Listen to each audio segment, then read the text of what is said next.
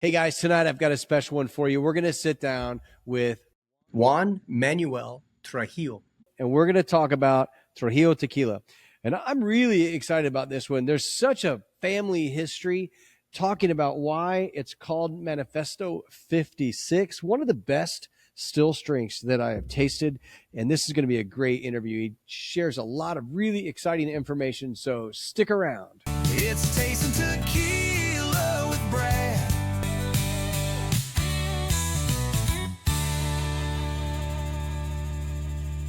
Man, I'm excited to be here. Juan, how about you? I'm good. I'm good. Also excited. How you doing?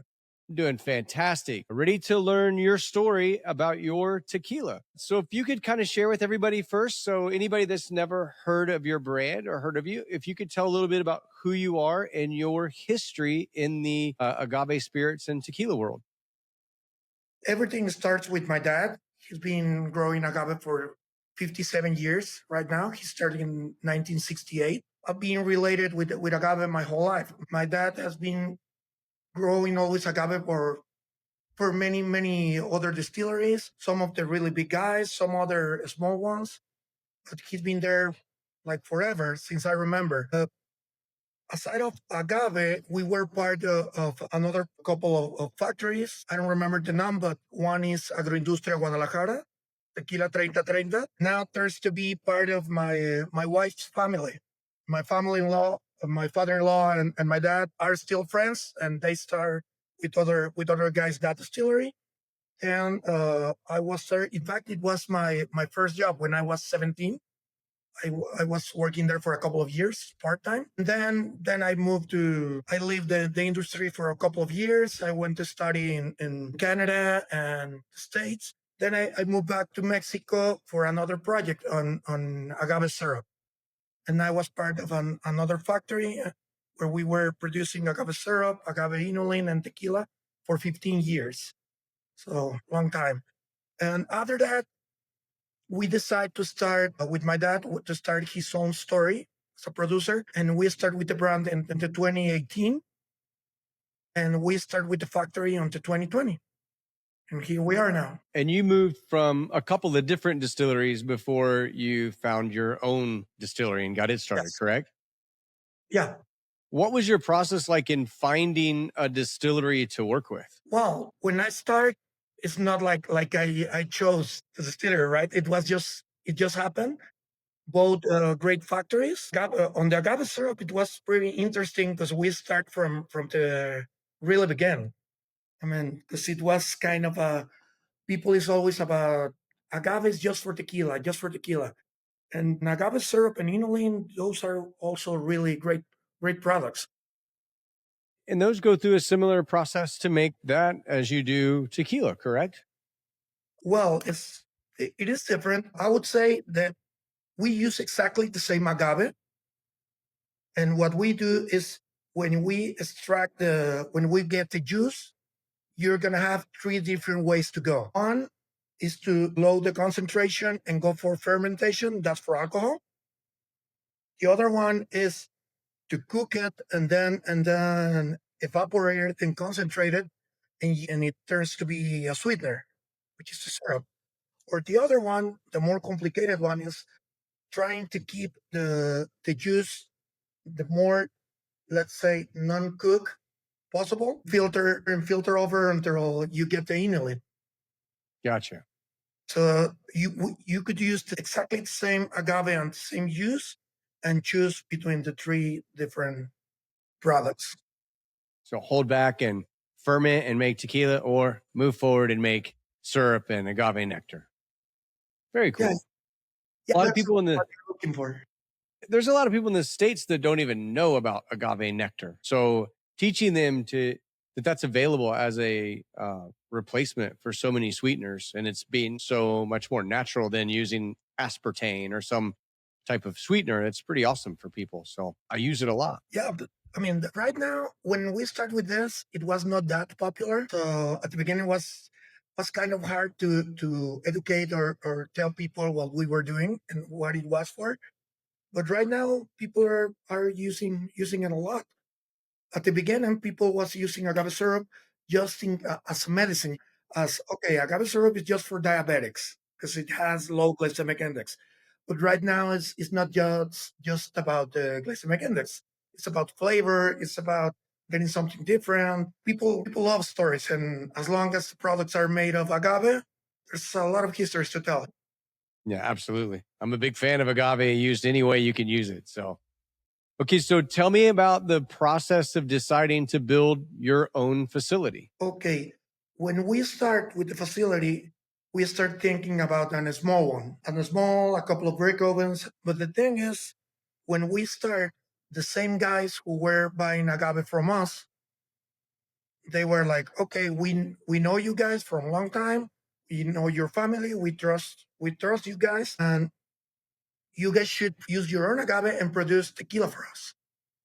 And we started having contracts with them, and that's the reason why we end up having a biggest factory, bigger than what we were planning. Because the same guys trust us, the same companies trust us as agave producers, and they were like, okay, why don't go a little farther on the chain, right? Sure. So not only producing your tequila and working with some select brands, but are you then doing some production, bulk production for other companies as well? Yep. Yeah. Yeah, the thing is, all our products are made with brick oven, and we also have a diffuser here, and eventually could produce agave syrup also, and inulin. But right now we're producing tequila for other brands. Gotcha. There's people who doesn't like the diffuser flavor a lot. I believe it's good for mixing. It's for another market, and it's a pretty efficient product. Depends on what you're looking for. You're far more efficient than the Tahona for sure. Yeah, definitely, way more. So let's talk a little bit about your products. And first, let's talk about this one right here. This is absolutely delicious. It won one of the blinds on Tequila Matchmaker. It is quickly becoming one of my favorite still strengths. I've had a little bit of it the other day when I first got it, and a little bit more today. And it rates very high for me on Tequila Matchmaker. So talk a little bit about this product first, and let's kind of go into what the thought process behind making it, and then a little bit about the production method. Okay. Well, as you're drinking there, I'm prepared here also. Okay, well, I'm going to pour then. Have some here. Okay. Well, on this specific product, it has a lot of meaning to us. This is the thing. Right now it's surrounded on only single state. It says here on the label, Rancho El Cinco from Capilla de Guadalupe. It's my dad's whole life ranch, and we use only agave from there. That's the point. It was from, we could say that it really, my dad history as agave grower really starts there. So for us have a lot of meaning, and we got an 8-year-old agave. We decided to go a little farther with spontaneous fermentation and only tahona extraction. And it's a product that is as we were saying, is not the most efficient of what we have here, but I believe we did a great job with it. We put a lot of attention and it has a lot of love on it. My dad who gave the back of this is my dad's signature Right here on the back. here. Yeah.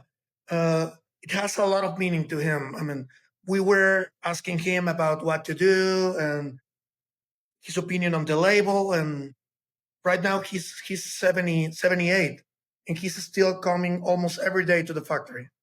Wow. Well, I was told by a friend of mine that he had a friend live to 103, and his friend said that if you have a glass of tequila every day, you'll live a long time. And he had a glass of tequila, lived till he's 103. And I was told that he actually passed away from being injured working in the agave fields at 103 years old. Good example. Based on my tequila consumption, I told my wife I'm going to be 1,000 years old. Right. Right. So when you guys did, so Tahona crush, and then when you did fermentation, obviously you did that with fibers, correct? No, not on fermentation. No fibers in fermentation? No fibers on fermentation. Only in distillation? On distillation, yeah. Wow. So I really picked up that thought process that you probably did fibers in fermentation. So Yeah, that's no, it's interesting. not fibers on fermentation, but on distillation or copper stills. I don't know if you have seen them even in a picture or something. Yeah. They're a little different than the others. Yes. We got them from Spain, but with that technology, they use that technology on stills for cognac. Okay. And the way we put the fiber, the cooked fiber at the end, is what it helps a lot to have this. How could you say it? You get all the agave flavor, but in a really smooth way, I would say. For me, one of the biggest surprise on this tequila is how smooth is for a 40s, is for a 92 proof, right? For a 46. It doesn't drink like a 92, but I do have this really nice spice pepper in the finish. And sometimes when you have that tahona crushed and it's fermented with fibers, you pick up that spicy pepper in the actual finish. And I get a little bit of that in the finish. That's why I assumed it was also in fermentation. So that's awesome that it's from distillation. Yeah, I mean, there's a lot of opinions. In my opinion, that flavor pops a lot with good agave, with really old good agave on the tahona. I believe is where you get it, but it's really hard to tell. What so many tahonas that I have are tahona crushed, fermented with fibers, so then my brain has always kind of put those two things together in a lot of cases. It's delicious. It also has a little bit of citrus in there and a nice little brininess that's really good and some really good mineralities. This is a banger, is what I would say. This is really good. So the agaves, are they from the Highlands area right there near where your distillery is? Yeah, my dad's Rancho El Cinco, gotta be like probably 4 or 5 miles from the factory Okay.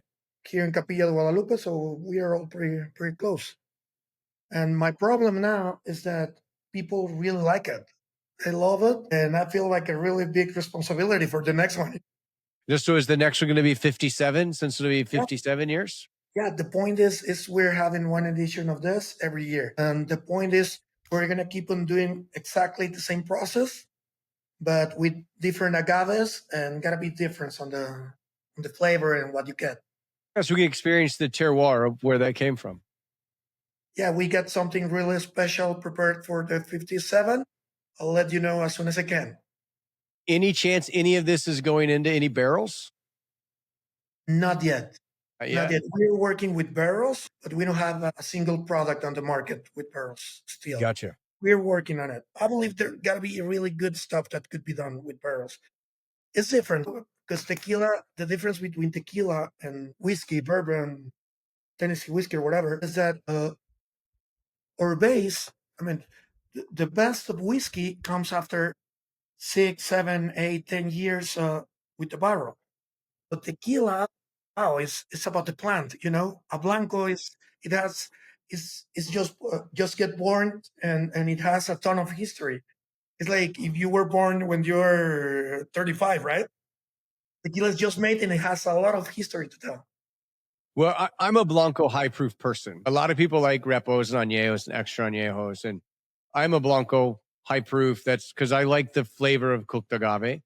But there's those evenings where maybe it's after dinner and I want a dessert. And that may be that nice añejo or extra añejo that's got a little oak flavor. But coming from Indiana, a couple hours from the Bourbon Trail, if you ever go there and visit, you never drink the white dog that goes into that barrel. I try it and it's a good idea. No, it's harsh, isn't it? It's like drinking gasoline. Yeah. Just not good. Yeah, but So tequila, I'm agree with you. Tequila's different. I'm a Blanco guy also, but there's really good añejos and reposados. There's good stuff that could be done there.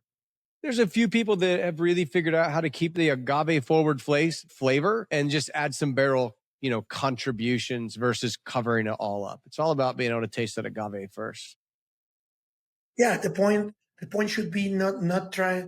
Yeah, because I'm agree. Some people use the barrel to cover something not that good. Could be, but in my opinion, if you put the right amount of wood, let's say it that way, you could get something really good. Yeah, exactly. So let's dive into the next one. So this one is a Tahona product as well. And this one is your standard 40 ABV. Is everything in this one the same process as this one, just lower ABV? Okay, let me tell you. I got to start first with this one. Do you have this one with you? I do, yeah. Let's switch it up. Okay. The difference between this one and this one would be the extraction. It is exactly the same product with and without the tahona. Just roller mill and tahona. That would be the only difference. Both are 40. We call it Trujillo 40 because when we start, the first one we got, it was a Blanco on 70 proof. So when we jumped to 80, here in Mexico, we use bricks, not proof. So it was 40. People wanted to be stronger. And we got this two being kind of the same, but having a tahona and just roller mill. And the other two, I don't know if you have this too. I do, yeah. And this two, they are different here in Mexico because here in Mexico we could have a 70 proof. You know that, right? Yes. And these are really smooth tequilas. We start with something really, really different with this one. This one was the first of our tequilas. The the first and the first and only Blanco Cristalino. Okay. People is like, okay, but it's añejo or it's a repo or what? It's like, no, our product is a Blanco. The point is, and this is something that my dad pointed out one time. For him, having a Cristalino is a waste of good flavor, time, getting into a really complex extra añejo in order to put charcoal filters. That is what they use for añejos turning to cristalinos. What we did is we keep it blanco, and then we pass it just a little through charcoal filters. Did you try it? Have not. It is really really smooth. Probably this is more. It's a different market. I believe it's not for. This is for. This is a good Cristalino compared with Cristalinos. You know, Has a good agave flavor or nose. You still get some really nice earthiness, very similar to this one, just not as potent as what you'd get off of there. Very buttery, really creamy, nice agave flavor, nice finish. Got a nice sweetness in the finish, almost like a little spearmint as it finishes. It's very good. this is what you So get when you do a Blanco Cristalino, not using anything else. You know.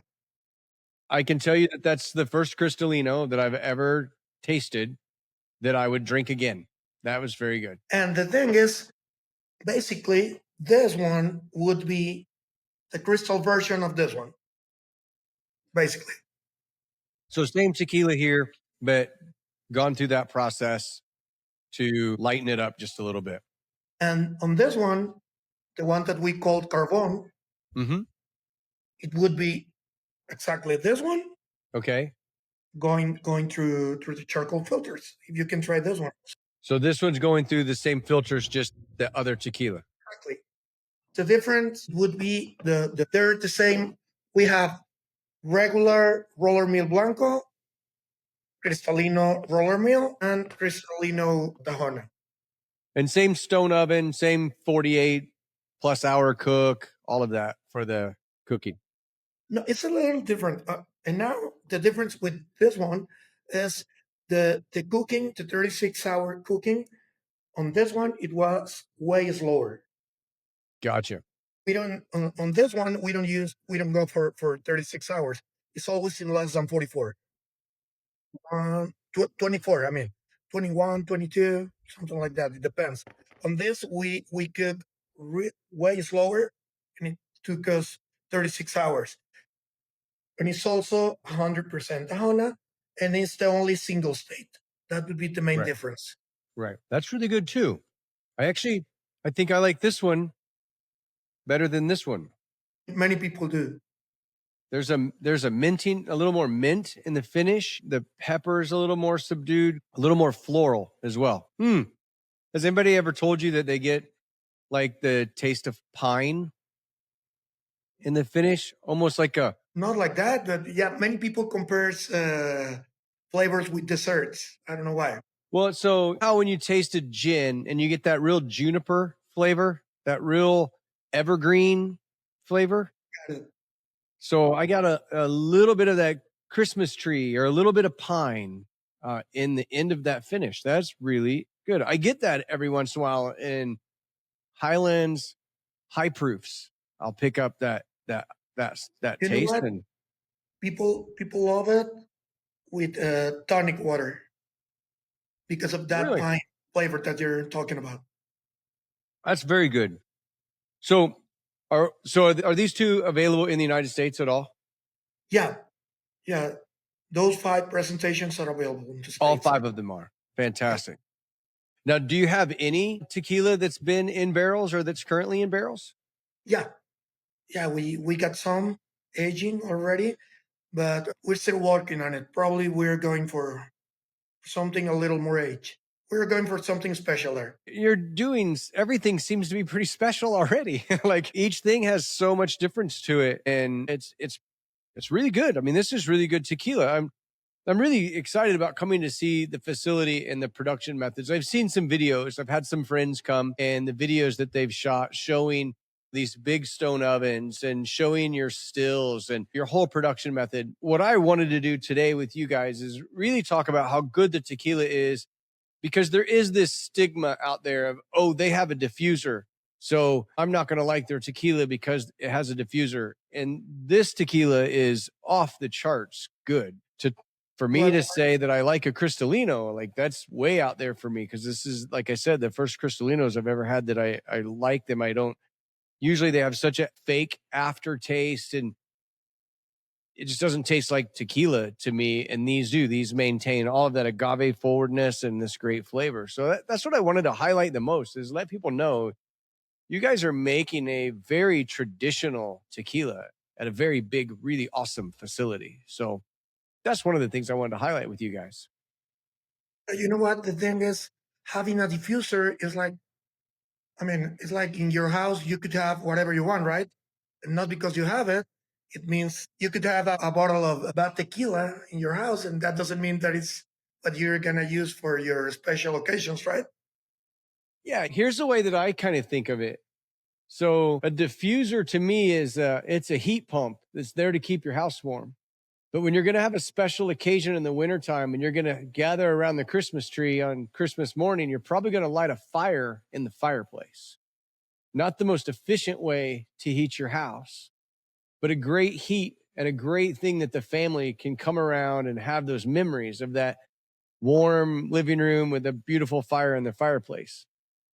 You just take the heat pump for granted. Yeah, yeah, I'm totally agree. I'm totally agree. And for us, the most important part is being honest on what we do and what we have. And there's no reason to hide it as we see it. I totally appreciate your transparency about it and letting everybody know how you do this, because that is important. So many places hide what's going on, and you guys are so open to come see what we do, come see how we make it and taste it. And that's what's important. Yeah. And if you come and you don't like it, we're open to that, because I mean, that could be no problem. But the point is, for us, it's really important to invite people to come over. It's great to see all these people visiting on the factory all around. It's awesome. Well, let's talk about another piece of that, because when you go to Tequila, there's a couple of nice hotels to stay at. And I ask my friends, hey, we're staying at Casa Salas in Tequila and we're coming over to Arandas. Really nice What? place.